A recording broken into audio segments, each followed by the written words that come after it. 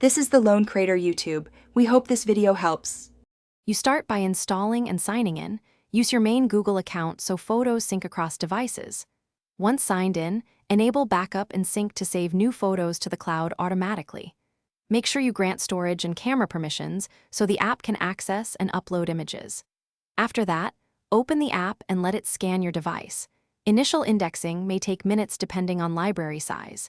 This gets you straight into management and backup without extra setup. Once your photos are indexed, organize them into albums and add descriptions so you can find things later. You can bulk select to move or archive images. This trims clutter while preserving backups. Use the built-in editor to crop, adjust exposure, or apply filters. Make copies before major edits if you want originals.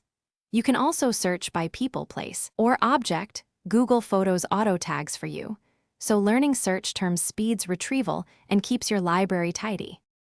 To finish, share albums or generate links for collaborators and friends so photos are accessible without file transfers. Review backup quality. High quality saves space while originals use Google storage, so choose based on your needs and monitor remaining quota. If uploads or sync fail, try toggling Wi-Fi or cellular backup, clearing the app cache, or signing out and back in. These steps usually resolve stuck uploads. If problems persist, check device storage and update the. Thanks for watching. Consider subscribing if we helped you.